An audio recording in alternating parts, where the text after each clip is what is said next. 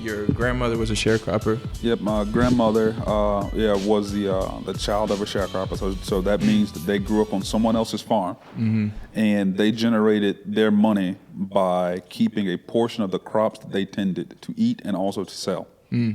On my father's side, he was the first black person to integrate the high school in Colquitt, Georgia. My grandmother was a little bit of a trailblazer, and did not see a problem with one of her kids taking that role. And the following year, my aunt joined them as well. So my dad went on to college, graduated, worked his butt off, had Where'd he go multiple to school jobs. at? Albany State, Okay. HBCU in Albany, Georgia. Became a CPA, got a job at Procter & Gamble, working on the line, worked his way up to becoming a CPA at Procter & Gamble.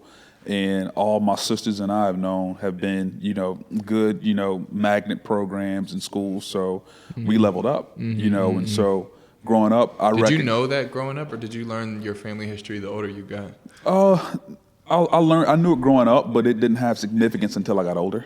What do you remember the point where you're like, damn, that's really, okay, I see how far. When I got to high school, because I didn't really see color in elementary school or middle school, because all I know, my best friends, black and white. And when I got to high school, it was a public high school, I had to come to terms with my race, because in elementary You school. were in private school? No, it was a public high school. Like elementary. So, they were magnet programs. Okay, so you had to pass a test to get in. Right.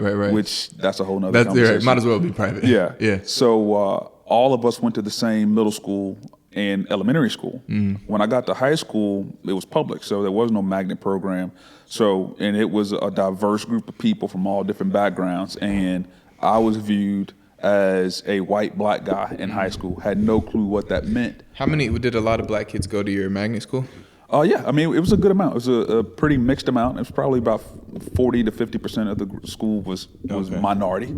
And again, we just never really had to address that issue because we were just friends. When I got to high school, the way people viewed us because we didn't go to the public middle schools, it was different, and I recognized then, all right, well, hold on, this is a whole nother side that I was not prepared. But now I understood a little bit more of what my dad went through. I didn't have to fight or anything like that, but I recognized what your dad went through to put you in those schools? And just different socioeconomic backgrounds, what that meant and how people view different things. I mean, even something as simple as a middle school, and making that transition from one to the other. Certain elements, of being black, I just was not aware of, didn't know.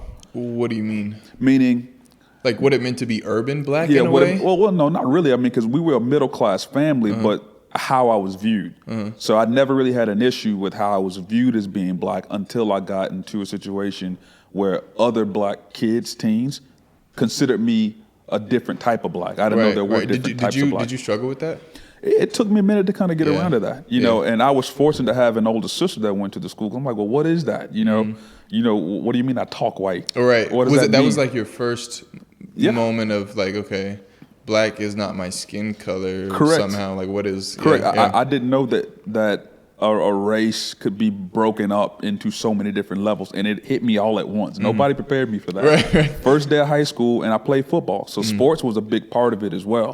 So it's not as forgiving. You kind of get in and you're a newbie. So you have to go through hell week while you're playing football, and now I stand out a bit because of the school that I went to before as well. And it took a lot to pretty much come to grips with what that meant and understand that the world was a lot outside of bigger. like talking white, like what social constructs do you think were really the differentiators? A lot of it was, primarily schools and also the economic backgrounds of where we came from. Now, on the flip side, couple caveats. Talking white is whack. Right. That whole thing is just whack to begin with, and that's a deeper issue that we have as black we need people. to reconcile with. Yeah, if somebody talks the way they talk, it doesn't matter. I picked up my accent. Does not sound like I'm from Southern Georgia. Not something I worked on. I just kind of based assumed upon where you were. Exactly. Assumed the people that I was around. What are we afraid of when we do that? When we say like you're acting like we push, like what are we afraid of when we're doing that? It goes deep, man. Yeah. And I think a lot of it is just a lot of I think it goes back to Jim Crow. And systematically, it's a lot of black people, we've been taught a lot of times that we are inferior. And then, of course, Jim Crow, taught a lot of the slave owners to, to pit young versus old, light versus dark, male versus female. And every generation that we have, it looks like we get further and further away to some of the old traditional roots of Africanism. Like we're reverting back to... Well, I won't say reverting. I just think it's more so that we are not... We're growing further apart as opposed to closer. Meaning, I see, okay. there's more differences now than there were before. Like when I was growing up, life was simpler at least. Meaning, like the differences between me and other people. Just throwing a number, let's say 18 things that we had issues with or had a choice to make. Whereas nowadays, can you imagine as a 16-year-old kid the choices and decisions that you have to make? And the people in the country that we live with, they aren't situations where we just disagree. I mean, we they're harsh disagreements, right? Yeah. You have kids? Yeah, I have a 6-year-old. 6-year-old girl, boy? A little girl. Do you raise her on black consciousness? I do. What's that look like? Just making her aware, Yeah. that black is beautiful, and we live in an area where there are not very many black girls. It's Leawood, not very diverse. Summit In Leawood. Leawood, okay. So that's something that we're cognizant of. And there have been comments that have been made of what my daughter considers pretty, that have stood out to us as parents. And again, it's not something you have to think about. My daughter, has said she wishes her hair was blonde when she was younger. Really? Messed me and my wife up. Yeah. But you've been in Kansas City 2 years. 2 years. So before she was alive prior, where were you guys at? Franklin, Tennessee, which is very similar to Leawood. Okay. From this happened when she was in Tennessee or in Kansas City? Both places. Okay. So it's something where, again, as a parent, we're recognizing that we have to make sure that she's prepared because it's systemic. It's something that, you look at the baby dolls in stores. As a parent, we're not even looking at that. But what does my daughter see in books, in movies, all the superheroes? Yeah. Do you have anything? Like, did you have a thing where you were like, I look at something other than black being better than black? No. And again, I think it's my mom and dad just did a good job. And we didn't really see color. Now, the older I've gotten, I recognize that I have to be a little bit more proactive on pushing that narrative of black is beautiful because a lot of people weren't as fortunate as me. And I recognize that my childhood was a blessed one. My two-parent household. Strong dad, strong Both mom. Your parents still Both alive? parents still alive. Yep. Great family values and traditions, and being able to recognize that, for me personally, that I have a large leap to make because of where my dad was able to scale from his childhood. My grandmother was able to scale from her childhood. Do you look at it like I have to cover the same ground? Like, are you? For sure. You want to cover the same amount of ground? I feel like I would do them a disservice because the life that I have now, comparatively, is easier, right? Yeah. The opportunities that I have are more than they had as well. Yeah. And it's my job to ensure that my daughter has even more opportunities than I have. But at the same time, having to be more cognizant of the world around us and making sure that my daughter is also well-rounded so that she doesn't get caught in 9th grade like I did. Not really sure how to compensate or unsure of who I was at the time. I want to back up because you might have answered this, but I had a moment. Do you remember the first time you realized you were black? Was it going to the school and the differentiation of being black? Here's a story. So my best friend growing up, and still a best friend to this day, a guy named Ben. Ben grew up in a white family in Albany, Georgia, and we were best buddies, inseparable. I used to go to Ben's house a lot. And whenever Ben's grandfather used to come to his house, we used to play a game where it was hide and go seek, right? So I used to hide, in Ben's room. Oh, shit. Yeah. Oh, yeah. I see where this is going. And then as months passed, I come out of the cover at one of the times I was at Ben's house, and I reckon Ben was crying. Like, man, what's wrong? Couldn't tell me. Found out later his grandfather wasn't a fan, of African Americans. Yeah. And that was troublesome, more so for my mom. I still didn't quite understand. Years later, it kind of came back, and it may have been, even more of a friend of mine that it hurt him. That at 6, 7 years old, he understood that he didn't like the fact that Based on the color of someone's skin. it didn't make sense to him. Yeah. So it was something I didn't recognize at the time, but as I got older, it strengthened our relationship even more. And what was so neat was when he got married, his grandfather came and shook my hand, which was a big deal. Really? Which is sad that that's a big deal. Did you guys maintain a relationship that whole time? Like, he knew that you were the kid who had... No, who he is? I didn't really see him much more after that because, after high school, sports, blah, blah, blah. But again, when Ben got married, I saw him and he came up and shook my hand, and me and Ben have been buddies our entire life. Yeah. But that was just something that definitely stood out to me. Yeah. And I think a lot of black people have that moment, where you recognize stuff isn't quite the same. One of the biggest things I'm reconciling with, and I think I was talking to someone recently, that I would almost, and this is definitely my youth talking, but I would almost rather you just be racist to my face, because racism today is kind of like, I don't know, you don't know. It's becoming more blatant the last few years. But most of my childhood, I have very, very specific instances, but getting older into I never knew, and I'd rather, so like, today's climate, like, it's tough to make progress on social issues, racism being a construct of social issues, when we don't really, like, what are we grappling with today? Like, what's the thing we're really, from your perspective, actually, because you're in a really unique market and segment of business in which you may face those things maybe more frequently than someone else. Like, what's that experience like for you? Well, I mean, like in the startup and tech ecosystem, the numbers are bad. I mean, less than 1% of all founders are able to raise capital, for their startup. Across the board? Across the board. But when you break it down, to black or just minority in general, it gets worse. When you remove Caucasian women from that, it gets even more dismal. Like, nobody ever gets money hardly. Yeah.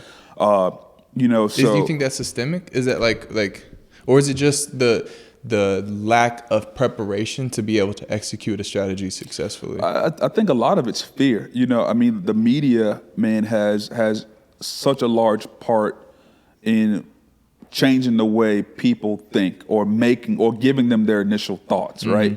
Meaning, so a lot of times when people see black people without even knowing who that person is, and it works the same way for other races as well. We have the assumptions. We have the yeah. I mean, for any race, a black person looking at a Caucasian person, an Indian person looking at a black person, we all have these preconceived thoughts of who and what we think they are. Right. And then we wait to see will they validate the thing. Will they validate or change? And we don't. And we're pretty unforgiving. You're right. So the second we see something that looks similar to we that, we almost push them to validate the thing. Sure. Yeah, for sure. I mean, so that's what the whole thing. What is racism, right? When is it hate? Is it dislike? Is it not understanding? I think it's just a means to economic mobility. I mean, I think a lot of times it's fear, and then people acting on fear as well. The back end of like racism today, definitely like prescribed fears, like media. But I'm just like the origins of our country, at least, for how we used what racism was used for. The intent was economic mobility. Sure. Yeah. So, you give me a country where I could get free labor, for 100 years, I bet I'd be pretty powerful. Right. I bet I'd be doing all right. Yeah. Did we, your opinion, like reflect? Did you talk to your grandmother a lot, like growing up? Do you have good fun, like a lot of memories of talking to her? Did our morals change, or did we? Every generation, because of how hard I believe things have been, parents have gotten more and more relaxed, right? And I don't even want to think about what life was like, for my great grandparents, right? But they were tough on their kids almost because of they knew what was what violence would happen to them if they were not in line. And then also the older that we get and moving away from, our roots, traditions change. And a lot of the traditions that we have now as African Americans were given to us. We don't really know what our core traditions are. And we're talking about everything. Every holiday, every tradition. If you take away Valentine's Day, Thanksgiving, Christmas, as an African American with roots in Africa, what do I have? I don't know. I have no clue. Does that bother you? A lot, for sure.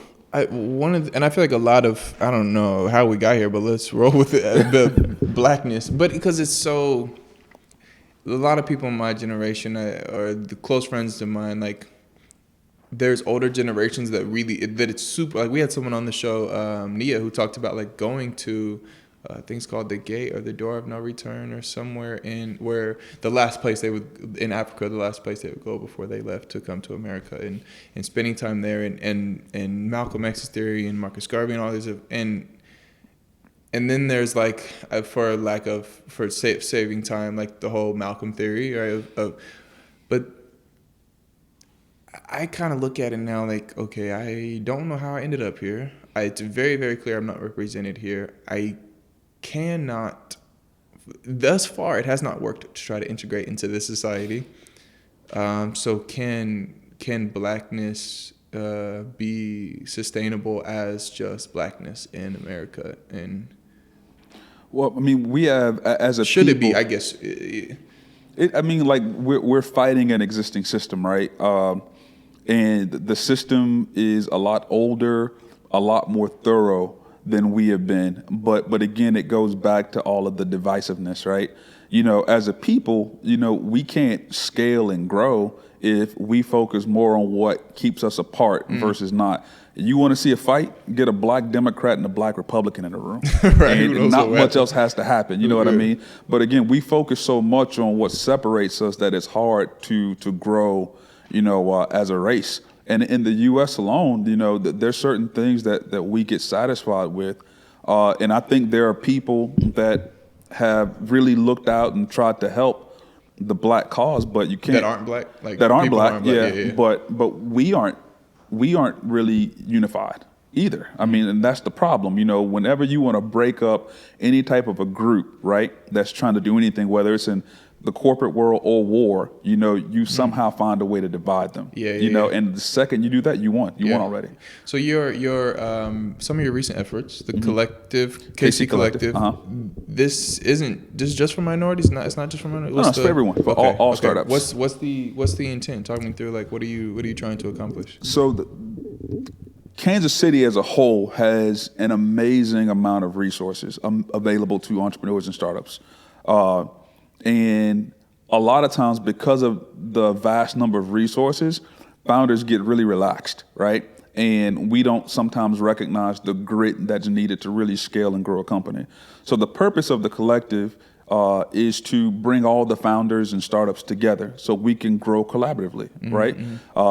My network has grown significantly over the last 12 months. I now have, investors and partners in Dallas, Austin, New York, LA, Seattle, Atlanta, that I'm completely willing to open to other people, here in the KC market that need access. So imagine what happens with this low-tech variation where we get 100 startups in a room, people with social media backgrounds, biotech backgrounds, retail backgrounds, and everyone leverages their network to help the whole. What happens with KC startup ecosystem? It grows, and it's super low tech, and it's not asking people for money. It's me sending an email to a potential customer of yours, and that's what we're aiming to do by providing consistent resources, helping companies with their elevator pitch, helping companies ideate their ideas, validate their ideas, helping companies pivot, making intent connections. KC is a great resource for these entrepreneurs, but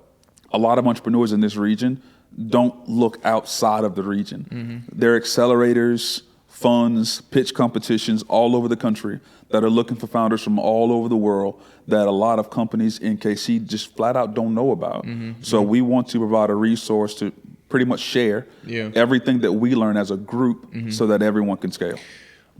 building a community of people in Kansas City, what has been your experience, or as you gear up for this, what are the things you know you're going to need to dig into, knowing like the context of being in South Kansas City? What's that like? What that is like? Like, what are the things that you know you're probably going to have to reconcile with or work through or process from a city perspective, from the way our city has been designed and built over the last 50, 60 years, and what we're trying to fight out of, speaking very specifically to, I'll say, racial segregation, the intentional and continued disenfranchisement of people in our city. Is that, and I don't feel like it has to be, but do you feel like that will inevitably, the undertone of that will be a part of your work in addressing that at some extent? Or like what, or you're like, hey, if I get to it, I get to it, and... No, that's all part of it, right? So Kansas City, like many markets, especially when it comes to this startup space, has a plethora of problems, tons. But we really can't address the issues if there isn't a collective, pun intended, voice, right? Mm-hmm. We need to be able to get everybody in the room so that we can assess the issues as opposed to it being continual one-offs, which is why stuff never gets fixed. If you have a couple people fussing, once or twice a year, that doesn't really move the needle. Right. But if we get everyone in a room and we can look at all the different issues, find ways to help each other as well, a lot of times we rely so much on resources and other people doing things for us, that we forget that we can do for ourselves a little bit as well, right? Consistency is a big battle. Like what keeps you consistent? Like for your own energy, for your own effort? Man, it's a grind, man, and hearing other people win it's just motivating, right? Coming from a sports background, you hear about one of your rivals, doing something great. It should push you to want to go and do more and do better. And as a startup ecosystem, it works the same way. When I see companies that aren't even in my space, go out and double their revenue or raise X amount of capital, it makes me want to go back to the lab and figure out, all right, Donald, what are you missing? What can you do to get better? And so I want more wins. Has that always been in you? Oh, yeah. Yeah, okay. Well, I think just do you think you're born with it? I don't know, not necessarily. Well, I take that back. I was, I grew up with four sisters. With this work that you said, the KC, do you think that work can teach people to be more consistent and persistent? I think so, because we're trying to build an atmosphere of giving back, right? Of everybody doing their part to help the whole. KC has become a market where, because resources, i.e., like from capital, so difficult to come by, there aren't a lot of people sharing. So when there are resources that become available for startups, you won't find a lot of people saying, hey, you got to go and do this and do that, because I don't want I might need that. Yeah. I don't want my options, and the likelihood of me getting it to be lessened. So we just want to build an atmosphere where everybody is helping everybody, so that if I hear that Nico goes out and does X, Y, and Z, that's a win not only for Nico, but for the community. For the community, yeah. For the group. The collective. So what do you think, man, like people who have genuine effort, who have genuine energy to give, how would you suggest that they expend that effort very tactically, like very, very tactically from your perspective, to building a better community and to building Kansas City to where it's genuine collaboration? Well, I think it's just being intentional, being intentional with the way we want to help. So with the collective, what we plan to do is to make that easy, right? So we want to allow a specific number of companies to pitch on a monthly basis, and those companies will receive feedback. Tech only? No, not tech. Okay. Startup. Okay. Period. I mean, you could chiropractor, retail shop, or high tech. We don't care. You pitch, you get safe feedback from the community. That's something else we can discuss later, where Kansas City as a resource does not have enough safe places to pitch. And you only get good at pitching when you pitch consistently. What do you mean safe? So pitching meaning... Or safe, what do you mean safe? Safe meaning where you can pitch, make a mistake, and it's not going to hurt your ability. It's not like you never get to do it ever again because you weren't... Correct. So in the startup world, if you pitch an investor and you stink it up, you likely won't get a second chance. Word's going to get out, tell me. Yeah. I mean, so for instance, like resources in Kansas City, Digital Sandbox, Invest Midwest, Northland Angels, those are places that you want to be ready to pitch. But you'll find a lot of companies and startups that come out of Kansas City, when they pitch the Sandbox or pitch the Northland Angels, that might be their third or fourth time pitching, period, in front of a group. It's not enough. How many times would you suggest? I mean, to be ready, I mean, it's like anything in life, or it's like sports. I mean, you want to pitch, I mean, at least 20 times, to groups. That can give like feedback that actually allows you to get better. Yeah, I mean, because you got to think, with my company, City Smart started off in March of this year as a platform that was licensed to chambers of commerce. Now we're working with large brands, completely different from our initial deal. And I was able to make that pivot because I got continual feedback from potential investors, from community partners that led me to where I am now. Showed you where the gaps in the market actually are. In building a company, you need to get that consistent feedback because what you have in your head, I mean, it sometimes might not be the end product. But if you don't pitch enough, the last place you want to go, with gaps in your model is in front of a person that could potentially cut you a check. Whenever you're pitching or when you're straight on business mode, do you carry that blackness with you? It's something that I recognize and acknowledge, but it really doesn't affect kind of what it is I do. Because we got on this on one episode, and a gentleman said, I really appreciate being seen as a successful black business, but why can't I just be a successful business? Yeah. Versus the needed uplift of black-owned anything. And I'm going to take my answer back just a bit. So I do actually go in with a little bit more than just that. I am cognizant that if I stink it up, it's going to be because you're black. Nope, that I hurt the chances of the person coming after me. The next guy who's black. That is something that I do think about a lot, of trying to be excellent in any instance that I'm in front of investors or a group. Because I don't want them looking at the next black person like, the last black guy didn't do so good. And and in the startup world, man, they're creatures of habit. Where they invest in companies and entities and groups, and a lot of cases based on what's been successful before.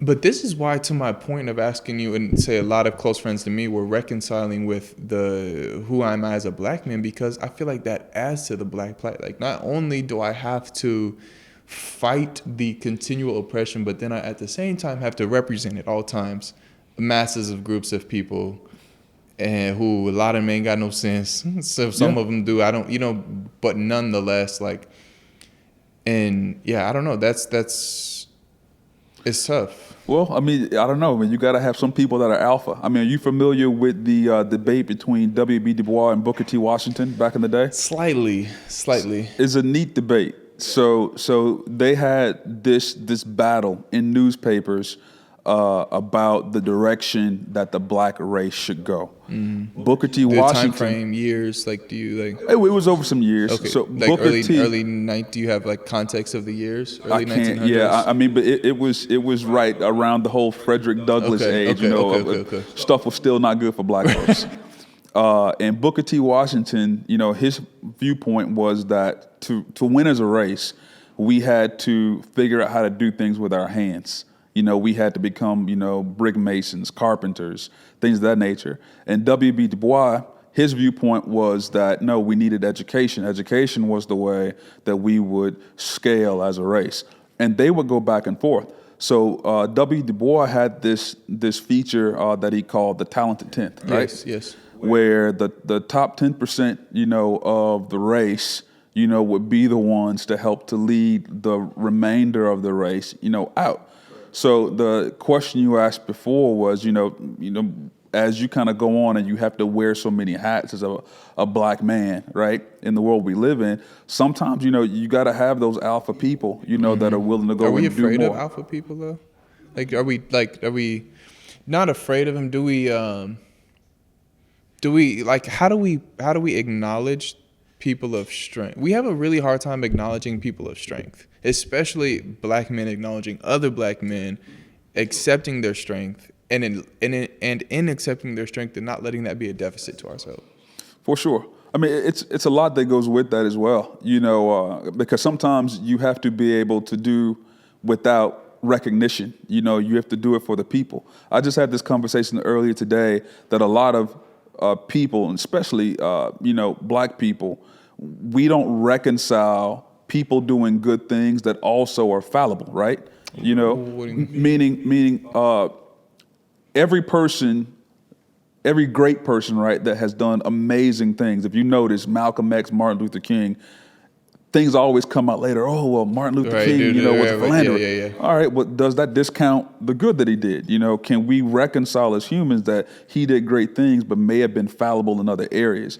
That's the first thing that most people look at. So when we talk about strong people, normally the first thing that people look at to kind of break down that person, I think that's just the uglier part of us as a species, humans, that we love to build people up and then to see their fall. It's really weird how we do that. Yeah, happens over and over. One of the most stark examples to me was Britney Spears, which is completely off subject, right. but you can go there. She was completely built up. I mean, and then when she cut her hair, and those paparazzi, like vultures, they wanted her to do something bad to herself. It was clear. Because you have to build people up for that breakdown moment to mean so much, for it to be so attractive. But that's the ugly part I think about our species, is that part, the negative part, we like better than the building up. And you can see it across the board. Tiger Woods. I mean, we could rattle off a list of names of people that we've built up, we get behind, and the second something negative comes, it piles on, and it just never stops. And then what do we see sometimes? In sad news today. And all of a sudden, then what? Now the people, they change again, like, oh, he had so much promise. Yeah. And it's just a nasty thing that I feel as a species that or maybe it's a lot more on the American side. I can't speak too much outside of it. But I've seen that nasty loop of how we build up, we lavish when they fall, and then if they stop doing what they're doing, or some of them pass or move on to the next place, then we all of a sudden get nostalgic. This is a whole different conversation, but this is a big assumption, but it's that, like, what capital gain can I get off of X, Y, or Z? And if it's on the way up, what's the capital gain on the way up? If as soon as they start going down, all right, what's the capital gain on the way down? Because my understanding as I get older hasn't necessarily been that capital gain doesn't try to go against the grain. It tries to see where are things already moving. There's early adopters and risk takers, but I wouldn't consider that the masses of capital gain. I would consider those that have a vision for seeing it different. But at what cost? I feel every year we lose more and more of our humanity. And to be honest with you, we were just talking about this morning. It makes sense, though, because we're more desensitized. Yeah. I mean, every single day I have a routine now, and I don't like it. But I look at several different news sites, fully expecting for breaking news to be at the top, to be something horrible. Negative, yeah. That's the world we live in. And are we recognizing that the teens nowadays have been going through that their entire life? Yeah. That just started for me in my adulthood. So we live in a very You had a desensitized chance to world. be shaped and formed in a conscious thinking human being before 24/7 news. All they've known is tsunamis, wars, politicians fighting each other, divorce. I mean, so many negative things, in the world. And as an adult, we sometimes have a difficult time reconciling that. But what about when you're 12? What about, when you're 8 years old and, 2 girls in your class identify as boys? Yeah. How do you reconcile that? Right. I have a tough time reconciling that and explaining those things. Yeah, to where my you at? 6-year-old. Where are you at right now with her? Like, what's some really big things you're teaching her right now? Well, I mean, teaching is one thing. I'm just teaching her to be aware and also to respect other people's choices and their boundaries. Mm-hmm. But then she can also create her own opinion on things. But she has to also respect other people's thoughts and choices as well. But those are conversations that I'm having, with a 5 and 6-year-old that I had the opportunity to at least think through as an adult. Right. So we look at the way this world is turning, and how things are becoming so desensitized. What do we think the next generation is going to be like? Are they a little bit more heartless, a little bit more cold because of all they've experienced at such a young age? I would like to think not. We were literally with all of this. I would like to think not. I would like to think that the future generations will know. We're the last generation to know what it was like to live without technology and then to now live with it. And so I hope that once it's inevitable, it will be an integral part of our society from here on out. It's growing and growing, but hopefully once every human being alive, I'm speaking of definitely of privileged societies like America, have lived with technology and know technology as an integral part of their society, I hope that we'll balance back out. That like it won't be like a phenomenon. We won't be so tied to it. We won't look at it in awe and wonder every time, which I think that that ability is what draws us to it, where once it becomes normalized, then we'll say, okay, how do we is this tool being used for good in our, I hope, right? I have to That's be lofty, Nico. I have to be a glass half full type of person. Otherwise, why would I bring children into this world? Why would I, why would I have to be a glass half full in order to keep remaining consistent. Well, here's what's interesting. In the startup world, we're taught, right, to always think about the end at the beginning, right? What's your exit, right? Because you always want to be prepared for the worst, or in some cases with exits, the best. So the world we live in now, if you just look at patterns and trajectories, people we have in leadership, and not just in the States, but across the world, and just how things are changing. The world is getting smaller. We're becoming more dependent on each other as well. And then there's bigger problems that aren't really talked about. I mean, people are living longer. Right, there's going to be a food shortage. Life expectancy. Yeah, there's going to be a food shortage. I mean, right now, so many chemicals and things are being pumped into animals and vegetables because they need to produce faster because we're consuming it at a faster pace. So there are big problems that we will face in the very near in our lifetime, for sure. Yeah, I mean, and definitely in our kids' lifetime. That I don't see things getting easier. And the problem is that we have to have a very stark change that a lot of people are not comfortable making, right? And think about climate change. Yeah. And I'm guilty. I can say, man, I'm conscious enough to know I'm doing things wrong. Correct, but not making the actions to I'm stop. not uncomfortable enough to change it, though. That's the problem. Yeah. And I think as humans, as a species, and as a race specifically, same deal. We can acknowledge the problems, but are we too comfortable to make any actions to change it? Do you think that we're going there? So do you think that we will drive ourselves to be extinct? As humans?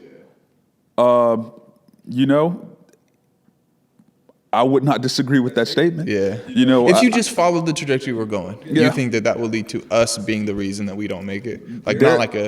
There's going to need to be, that's the cool thing about just science and life, right? Equal and opposite reactions. We've done so much to be on the trajectory that we're on. Imagine the force it's going to take, not only just to stop, but go the other direction. I don't see that happening. That's a lot of change. That's a lot of people making a lot of very uncomfortable decisions. That's changing the way we eat, changing the way we live, changing the way we view life overall. And again, I don't see a lot of people being comfortable making that choice. And it's a selfish choice because we're thinking about our own lives and we're not thinking about the future. We love our kids, and I'm pretty sure that my daughter's blessed enough to have kids. I'm going to love my grandkids. But how many people in our age range are thinking about grandkids? But we're damaging things, not just the earth, but just, everything that we're around. What are we doing now to help a generation that we're not even thinking about? And I think we're a cause of that. We have grandparents, great-grandparents. Were they thinking about where the world was going to be when we got into our adulthood? I don't think so. Yeah, I don't think not so. as much. I don't think so. So as long as we have that viewpoint, man, it's going to be tough. Well, we could be here all day. So we'll end it on this. What is the most good that you think that you would like to do with the access and resources you have and the space that you see every day? Like what's the most good you want to try to make an impact on? My goal is to take everything that I've gained and learned, which isn't much, but pass it on to the next founder so that they can avoid the missteps that I made, with hopes that they will take what they learn and pass it on to other people as well. So as a group, we're all giving back, helping each other, taking the wins and losses together, but growing nonetheless. And we'll make a better atmosphere and a better ecosystem out of it. Dope. I love it. Appreciate your time, man. We got into the zone out of nowhere. It got deep. As always, this has been Level 3 Studio. I am your host, Nico.